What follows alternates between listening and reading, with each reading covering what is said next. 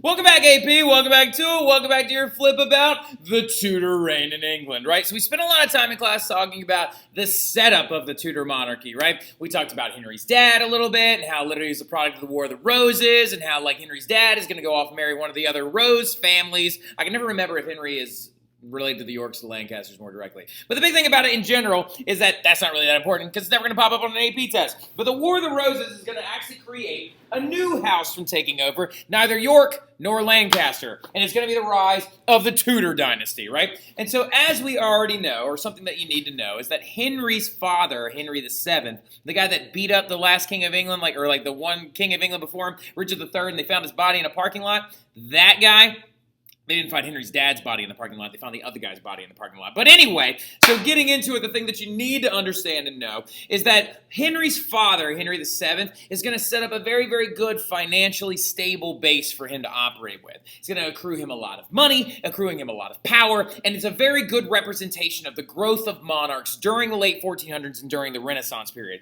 We are seeing the rise in power and in supremacy of monarchs throughout all of Europe. And Henry VIII, after his father's reign, is going to be a very good representation of that. It's going to be a good representation because Henry VIII had the gall to do a lot of really intense stuff. And one thing that we left off a little bit, though, is that we talked a lot about his wife, Catherine of Aragon, talked about her a lot, talked about how she gave birth to one surviving child. She actually got pregnant 5 different times, but like she kept having miscarriages or deaths at birth, right? And so one child would survive, and that was Mary. And during this entire process, Henry's like looking around and being like, oh, God is trying to tell us that we shouldn't be married or whatever because, you're having miscarriages and stuff like that, and God's saying that this is a bad idea. Well, the thing about it in general is that when we're looking at it, it was much more of a Henry problem. But getting into it, though, as well, we also know something interesting about Henry also. He had recently earned this title called the Defender of the Faith in 1521. So the whole thing that he did when he created a brand new church and stuff like that was actually just giantly in contrast to an award that he had received 9 years earlier. So in 1521, after all the commotion with Martin Luther had started, by the year rolls around in 1521 when Martin Luther was excommunicated from the Catholic Church, after the pamphlet war, after burning the papal bull and doing all this other stuff, and when he goes into hiding, what Henry did was he wrote a letter or a book called Defending the Seven Sacraments, and he actually said that Catholicism was the way to go, and the Catholic Church was better, and that Protestant reformers were having bad ideas, and that the sacraments would lead to your ultimate salvation. And the Pope declared onto him this award called the Defender of the Faith, which is just super ironic because by 1530 he creates a brand new church called the Anglican Church because the Pope refused to allow Henry to annul his marriage to Catherine, right? So the thing about it is that when he creates this new church, he does this so he can effectively annul this marriage because he will become supreme head of the church. He goes off, he definitely actually effectively annuls the marriage to Catherine and goes off and marries this other woman that apparently was already pregnant, and her name is Anne Boleyn. Now, apparently, according to the story, he was very, very into Anne Boleyn, and Anne Boleyn was one of Catherine of Aragon's ladies-in-waiting, and she actually was accompanying Catherine of Aragon during the entire thing, whenever, she was there, whenever the Pope said, no, you can't get a divorce from her, because it's Charles V's aunt, and it's going to cause a big kerfuffle. So when we're looking at it, though, he does annul this marriage to Catherine, he marries Anne Boleyn, and starts a giant chain of events that would forever change religion and society in England and in the United Kingdom forever and ever and ever. So going into it, he is then later on, he gets married to Anne Boleyn in about 1530, and 4 years later, after Anne is already pregnant and after Anne already gives birth, he passes these 2 very important acts that I'm going to bring up now in context, okay? So going down the road, he's going to pass one act called the Act of Supremacy, and he's going to also pass another act called the Act of Treason. Act of Supremacy is going to declare him and all of his descendants supreme heads of the Church of England, basically creating them as the Pope-like figure of the Church of England, and gives them the ability to elect and appoint a very important position, the Archbishop of Canterbury, and or the Archbishop of the Anglican Church and its leader. So the act of treason is going to make it so if anybody sasses Henry or goes against what he wants to do, can be charged with treason and then effectively beheaded. So in this whole process, though, before 1534, many are going to oppose these moves. A lot of people are going to be super against this, and it's going to lead to the deaths of several different people, right? Many are going to oppose this act of supremacy, oppose this act of treason. One of the biggest ones was Sir Thomas More. Yes, the same guy who wrote the Utopia, right? The same dude who wrote the Utopia, the same guy that promulgated the ideas of Catholic faith and us needing to be stricter and like actually closer to Catholic faith is going to oppose these ideas, tell him he shouldn't get divorced or like get an annulment from Catherine of Aragon, tells him don't get married to Anne Boleyn even though she's already pregnant, tells him not to do all this different stuff, and then literally Henry's like, are you being treasonous right now? Sir Thomas More dies with his head on a wooden block at the Tower of London, and he's beheaded in front of a giant crowd, right? So like interesting because then right after Sir Thomas More is going to be executed, he elects a new guy as his Archbishop of Canterbury named Sir Thomas Cromwell. A lot of Thomases involved in this story. But Sir Thomas Cromwell, which I have his name right there, will become the Archbishop of Canterbury following the death of Sir Thomas More.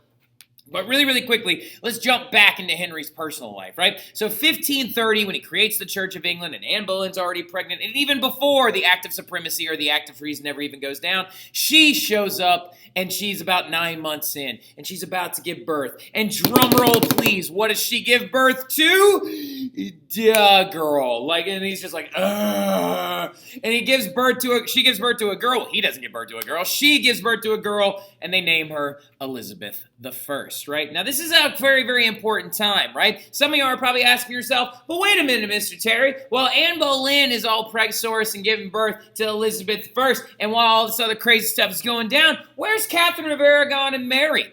That is a great question, Rowan, for you. Such a good question, right? So, now, that is a great question. Well, where they are is they have been locked away in a nunnery in the southern area of England, right? Catherine of Aragon has been placed under house arrest, and Mary has been sent there with her as well. Because basically Henry says that the marriage was never legitimate and that he didn't want that daughter in the first place. And so this is going to create a massive amount of resentment. Mary is sitting inside of this nunnery with her mom, seething with rage every single day because she hates her dad with a fury. Mary the First is just sitting there being like, I'm going to take over this country one day, and I'm going to undo all the stuff that this turd that my father did. But we're getting a little ahead of ourselves, right? Because we got a new baby on the scene, right? So, Elizabeth I is going to be born, and Elizabeth I is probably going to be one of the most important monarchs in English history. Not Elizabeth II, the one who recently passed away, but Elizabeth I, right? And so, in the long run, though, what ends up going down is Henry starts looking at Anne Boleyn being like,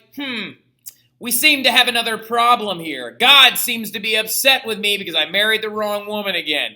Well, big thing that happens, he decides he wants to get a divorce from Anne Boleyn. But Anne Boleyn is refusing. Anne Boleyn doesn't want to get a divorce. She doesn't want to get a divorce. She wants to keep trying to have another child and stuff like that. But what ends up happening is she has several miscarriages. She has several failed births. And what happens is he charges her with a litany of different things. He says, you have been treasonous. You have cheated on me, and the person you cheated on me was with your brother. And so basically they charge her with incest and treason, and Anne Boleyn would be beheaded because she was refusing to get her marriage annulled from Henry VIII, right? So we're now working our way through our checklist, right? Divorced being Catherine of Aragon, beheaded being the one that is going to be Anne Boleyn, and she is now losing her noggin on the chopping block, right? And the day that she actually came down to be beheaded and stuff like that, there's a word on the street about the story of her beheading. And we might need to add her severed head, to the list of body parts that we got to create in class. Because according to the story, when Anne Boleyn's head came off of her shoulders, it was such a momentous thing because she didn't have a bag over her head because she refused it. She was like, no, I don't want a bag over my head. I want the people of England to see what this man is doing to his wife, right? She ends up getting beheaded. Also, fun story, according to some other people in England, they said that she was a witch because she had 6 fingers, she had an extra pinky. But that's me getting ahead of myself. But according to the story, though, is that actually Anne Boleyn's head, when it came off of her noggin, flushed in face, got a real angsty face, looked real mad, and then tried to talk. It was literally just going and trying to actually speak to the crowd that was assembled there to watch her execution. Which, if it did, I'm just saying, That's pretty sick, right? Like I said, like it's pretty sick in like a cool way. It's just like I would love to go, and then I'm still talking, and then like y'all are just like kicking my like in the head around the like scaffold, right? So the big thing about it though, going into it, Anne Boleyn is now dead. Well, we're now going to focus on Henry's personal life a little bit, talk about the rest of his wives, and then we'll recycle and go backwards and jump back into like some other political things as well, because it's very, very difficult to talk about these things in two, like all kind of at the same time, right? So his third wife is going to come along named Jane Seymour. This is the wife that he says is the only one he ever truly loved, right? And a lot of it is because she was the only one that produced a son, right? So like now, his third wife is named Jane Seymour. He claims that he loved her very, very deeply. And she got pregnant very soon into their marriage, and she produced a male heir by the name of Edward, right? And then Edward was born severely underweight and also slightly sickly. And the thing about it is when Edward was born due to complications of childbirth, Jane Seymour passed away, right? So there we have divorced, beheaded, died, right? Our next ones coming along are just a lot of fun, right? Like so, and this one being our second set, right? So here's the thing that you need to understand. His first three children were all born to his first three wives, right? He never would have any other kids with the other three wives, and my favorite story has to do with this one right here, right? That right there is like his fourth wife, Anne of Cleves, right? Now, oh, excuse me. Sorry about that. His fourth wife was Anne of Cleves, okay? He went on to have three more wives, and my favorite one has to do with Anne of Cleves, right? Because Anne of Cleves was apparently a setup by Thomas Cromwell. So the big thing about it is that you have to understand, in 1536, when Jane Seymour dies, what ends up going down is or I think it's 1536, 1536 or 1537. When Jane Seymour dies, he then kind of sits around for a couple of years unmarried, and Thomas Cromwell starts nagging him a lot, being like, hey, you need to get married. Hey, we can't have a bachelor on the throne. Hey, you need to get married. And hey, there's this German princess over in this area called Cleves in the Holy Roman Empire. Word on the street is that she's smoking hot. And apparently this is like the very, very first version of Tinder, where literally Thomas Cromwell rolls up to him with this very famous picture done by Hans Holbein, the same guy that did the crazy skull picture that I showed you that has the warped skull, the ambassadors and stuff like that. This picture he like held in front of him was like, hey, what do you think about this? Swipe left or right, huh? And then Henry goes, oh, nice. Maybe I will meet her. And then according to the stories, there's a bunch of different ways that they actually originally met. According to one of the stories, he tried to dress like an actual valet, like a servant, and he wanted to have like a Disney movie moment where he actually walked up upon her carriage and he bent down to bow, and then she would fall in love with this simple servant and be like, oh, but I love you at first sight. And he would be like, I am the king. And then the credits would roll and then everything would go. Now, according to the story, though, she kind of dismissed him and shunned him off to the side, being like, get away from me, servant. And this really, really apparently bruised Henry's ego a lot, right? Bruised his ego a lot, and then actually sent him into a downward spiral where he then accused Anne of Cleves of being ugly, saying her breath smelled funny, and saying that he wasn't attracted to her. And they say that they never actually even consummated their marriage, and then they're even going to get a divorce after like a couple of weeks, right? And this is going to anger Henry so much that guess what happens to Sir Thomas Cromwell? His Archbishop of Canterbury, has him executed as well. So, like, as we're seeing, there's a pattern here. All right, so now looking into it, though, as well, he has Sir Thomas Cromwell executed because of that. His fifth wife was Catherine Howard, is what woman that he gets married to, who ends up cheating on him, and she gets beheaded because she ended up cheating on him with his courtier by the name of Sir Thomas Culpeper. Why is there so many Thomases? Now, the thing about it, though, in general, is that Catherine Howard is going to cheat on him. A lot of this has to do with the fact that Henry VIII is getting more and more unhealthy as time goes on. He's actually getting the back end of his life. He can't really move much anymore because of that jousting injury with his big, nasty, ulcerly leg. And it's also just gross and smells weird. And the ulcers apparently spread to his left leg and stuff like that. And so, like, now the thing about it's like a Dr. Pimple Popper video. Like, I can't watch this. It's so gross. Now, like, getting into it, though, Catherine Howard cheats on him with his Sir Thomas Culpeper. He has her executed for infidelity. And then he gets married, finally, to Catherine Parr, who just doesn't die, and then he dies in 1547, right? So that is our survive. So remember, divorced, beheaded, died, divorced, beheaded, survived. Now, the thing about it, though, going into it, is that those are all of his wives that you need to know. But whilst he was alive, right, whilst he was married to the back-end wives, as in the last three, the second half three, right, the Anglican Church will be rising in prominence. So underneath the leadership of Sir Thomas Cromwell, before he sets him up, before Sir Thomas Cromwell sets up Henry with Anne of Cleves, he is actually trying to toe the line between how Protestant is the Anglican Church going going to be, and how Catholic is the Anglican Church going to be. And so what he ends up doing is he actually retains a lot of the Catholic traditions of the Anglican Church. And Sir Thomas Cromwell kind of sends the Anglican Church down a very Diet Catholic-like path, right? And they retain the rituals of confession, and celibacy, and transubstantiation. And also, even in this thing known as the Six Acts, like Henry VIII even makes it so early on, Anglican priests cannot get buried, right? And they actually believe that they should remain celibate and things like that. Now, going forward as well, Henry later, though, however, is going to start a massive move under the leaderships of Sir Thomas Cromwell, known as the dissolution of the monasteries, right? And guess what they did? They dissolved the monasteries. They're not very creative when it comes to names, right? The act of known as the dissolution of the monasteries is when Henry VIII and Sir Thomas Cromwell went out, while Sir Thomas Cromwell still had his head on his shoulders, while they went out and actually started dissolving all of the Catholic monasteries that remained inside of England, right? And they were like, oh, we don't need monasteries anymore because vows of silence and labor and stuff like that is way too Catholic for us, and we don't want to do it, right? So getting into it, though, what ends up happening is they strip and confiscate all of the monasterial, there we go, land from the Catholic Church and start making big political moves, angering the Pope fervently, angering Charles V fervently, and also angering every other Catholic that shares the island with them, including the French and the Scots. He stripped the church lands and to use them for enclosures later on, which is going to be larger land for lords and stuff like that they'll begin fencing off. Just know that the enclosure movement's coming. I know we've talked about it before as well, but we're still not quite there yet, but he does strip a lot of that land for enclosures. He also builds a bunch of new palaces on it, and he uses it to pay back some debts and stuff like that on a lot of these different wars that he's been waging. So speaking of as well, the thing about it going into it is Cromwell, his chief minister, right, like Sir Thomas Cromwell, the Archbishop of Canterbury, pushes many of these reforms.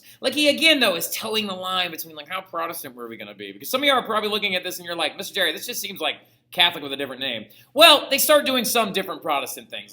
For example, they start going from stone altars to wooden ones. And they also propagate the idea of English Bibles being very important. So they do have the Bible, and they begin working on translating the Bible to the King's English and stuff like that. And it's going to happen underneath the Anglican Church under Sir Thomas Cromwell. They're going to believe that English Bibles should exist so people can read them, and that scripture alone idea. But masses were still served in Latin, which is another whole other thing, right? Even though this ends up executing him in the long run, Sir Thomas Cromwell sets up some of the base ideas of the Catholic faith, or of the Anglican faith in England, right? So going into it as well, Ireland, though, is a little bit of a pesky nuisance that he has to deal with. Henry VIII is going to be dealing with a lot of little pesky nuisances, including the fact that Scotland to the north is remaining Catholic at this point, and they have a woman that might actually inherit the throne one day named, very quickly, Mary, Queen of Scots. I know a couple of y'all who watch Reign in the Room and stuff like that are like, ooh, I know who that is. At one point, actually, he tries to get his son, who's only 9, or not even 9 yet. He tries to get his son, who's in his early little can't even talk yet. I think he's 2 years old. Tries to force them to allow the Scottish girl, Mary, Queen of Scots, to marry Edward, and she was only 2 months old, right?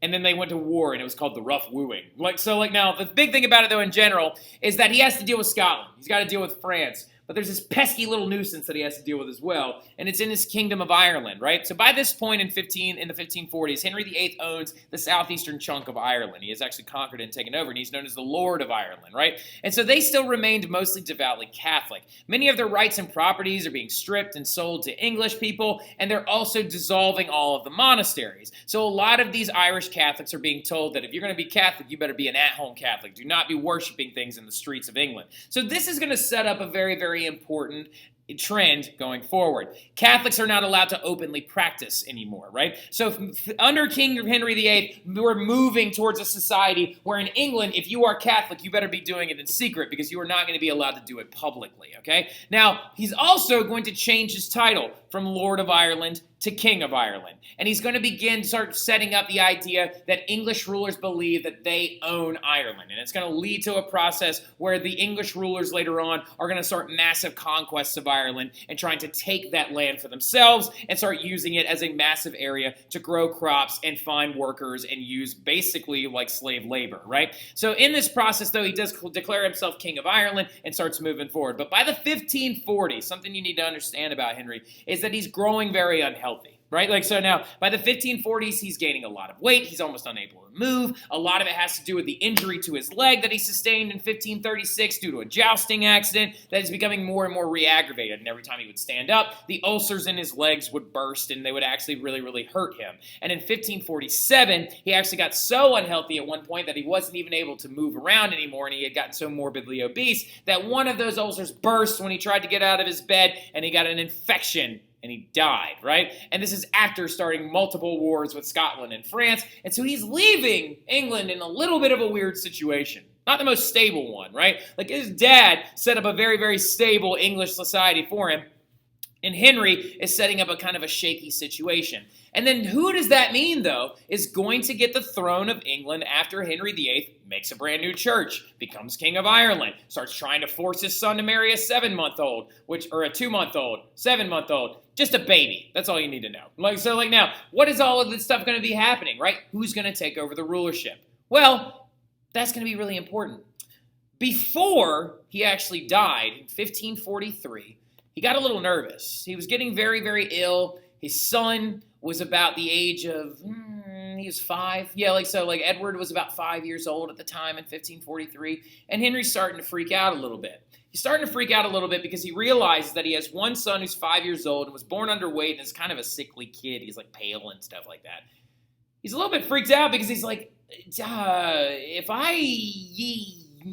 I don't create some kind of system, my family's going to die and we're going to have another War of Roses on our hands, right? So he passes this thing through the Parliament known as the Third Succession Act of 1543. So 4 years before his death, he passes an act that says that any of his direct children or descendants are now in line for the throne. So what that's going to create is a system of succession where the male heir, Edward, will get it first, and then Mary is supposed to get it second, and then Elizabeth is supposed to get it third. But the thing about it is when Henry was going into this, he didn't think that Mary was going to stay in England, let alone even be alive by that point when it actually went down. And because she was actually getting older in age. She was in her late 20s, and this is in the 1540s of England, so literally you get the sniffles, you can die. So he's kind of making a bet that the English people will not allow Mary to come to power, and that they'll just skip over her and then go on to Elizabeth, right? So the thing about it is that he does pass this act, and when he dies in 1547, Edward VI is going to take over, right? And look at this crusty little baby. He even looks weak. He didn't grow to be very tall. He was very, very thin, super gaunt in his face and stuff like that. And he came to power when he was at 9 years old, right? And he only was in power for about 6-ish years. Now, in the grand scheme of things, he wasn't even really in power for ever, really. He had guys that ruled for him, regents that would rule for him, because he was a 9-year-old. What's a 9-year-old going to do on the throne? That's a big thing that you need to remember going forward, is that whenever we have monarchs that are too young to rule, they have regents that rule for them, right? And so Edward, when he was 6, came to power, and basically it passed to a couple of key advisors who are going to try and stop some of the wars in Ireland and France, stop some of the rebellions in Ireland, stop some of the wars with France and Scotland, and they're going to try and move forward and try to create a peaceful foundation for Edward to set up on, right? And you're also going to see the growth of the Anglican Church. Now, the big thing about it is there are about 2 years of Edward's rule, his 15th year and his 14th year, not of his rulership, of his age, right? Because he actually only lived to be 15 years old. But his 15th year and his 14th year, he actually does start passing some very, very important laws and some addendums to the Anglican Church, right? For example, there are some fun facts about him, right? He almost married a 7-month-old and Mary, Queen of Scots. He also tried to give the throne to someone else that wasn't one of his sisters. But the big thing that you need to understand about Edward, as I almost spilled my coffee all over my computer, is that he created a book, or while he was in power, a book was created. A book known as the Book of Common Prayer, right? Which was a guiding text of how Anglican masses and Anglican church officials and how Anglican ceremonies were supposed to go down, right? It was saying how they were supposed to function. They were supposed to use English Bibles. It was a very common set of laws and rules and regulations under the Anglican Church, right? This Book of Common Prayer, though, is going to lead to some big problems going later. And another big thing that actually comes out underneath Edward is he allows Anglican priests to get married. So another big thing is actually when he's in his 14th year or 13th year, I believe, he passes a law that says that Anglican priests can do the more Protestant thing and actually get married. So we're seeing the Anglican Church evolve in the direction of Protestantism a little bit more, but they're still going to remain pretty Diet Catholic, right? Still very Gothic architecture and style. A big building that you can look at is this one right here. which of course is the oh my God, Westminster Abbey, there you go, which started out as a Catholic church that then became an Anglican church, but still looks pretty Catholic with its Gothic architecture, right? Now, the thing about it, though, is with the Third Secession Act in 1543, that legally gave the throne to Mary. So, interesting thing is Mary is still alive. Henry, you made another bad bet, right? You can't pick wives, you can't pass good acts either. His bad bet that his father made is the fact that Mary is still alive whenever, actually Edward dies, right? Edward dies from a bad tuberculosis infection. That's an infection in your lungs, and he ends up coughing up blood all over the place and croaks. Now, the thing about it is, though, is he dies at the age of 15 from tuberculosis. Now, he wrote a letter trying to say that he didn't want, Starburst, that he didn't want Mary to actually come to power at all, because he's like, she's crazy, and she's super Catholic, and nobody likes her, and she smells weird. Now, so, he actually tried to give the throne to his cousin, named Lady Jane Grey. And we'll talk about her story in class. Gabriella Rufino, if any of y'all know her, she cried when we talked about the story in class. So, the big thing about it is that you need to know is that he tried to give the throne to this woman named Lady Jane Grey, his cousin. But it didn't work out very well, and she ends up dead because she actually only is queen for 9 days. It's called the 9 Days Queen because Mary is going to assemble an army and be like, no, old girl. This act says that I'm in charge now. So here comes the reign of the woman that everyone calls Bloody Mary, right? Reign of Mary first. Tudor, just so you know, very, very short. She's only in power for 5 years. All right, so now look. So she pulled England back to Catholicism. So when Mary comes to power, she is a devout Catholic. And she's like, Anglicanism? Ha! And then literally tries to bring England back to Catholicism.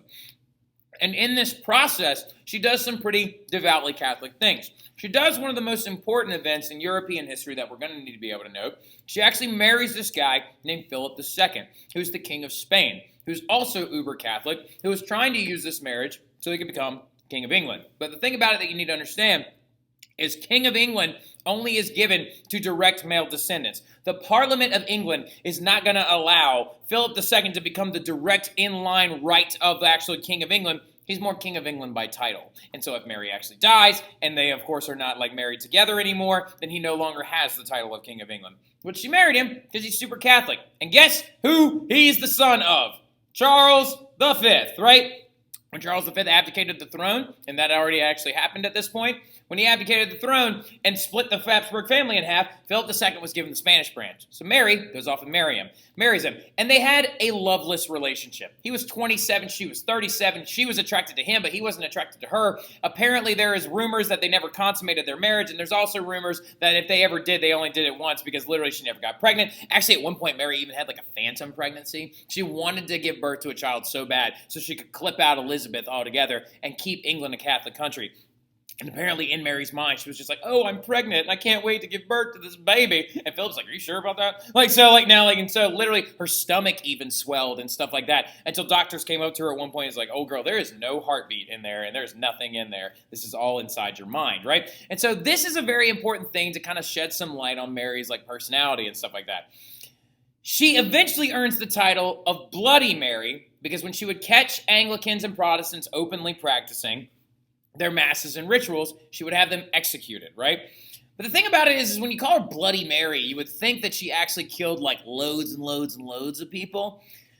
But she didn't. She only killed a few hundred. Only about 300 were burned at the stake under her reign and stuff like that. And of course, she's Catholic, so she likes to burn people, whereas Protestants like to behead, right? So now, also, according to Mr. Roddy, Protestants like to squish, all right? But that's a whole crucible kind of a thing. So looking at this entire thing, though, she was not the best at being Bloody Mary because she just only had a few hundred people executed and stuff like that, while she's married to this man that doesn't love her, right? And so about 1,000 Protestants, though, give or take, are going to flee. Now, I need you to do me a favor and highlight that 1,000 Protestants that fled, because they're going to become very, very important when we actually talk about this stuff in class. And this, of course, is her husband, Philip, right? With his Habsburg jaw and all. And what's going to end up happening, though, is in 1558, Mary is going to die, and we're going to have the reign pass to Elizabeth I. And we're going to cut it and end it right there. And we're going to talk more about Elizabeth I because I love talking about her reign. But I'll see y'all soon. Y'all have a good one.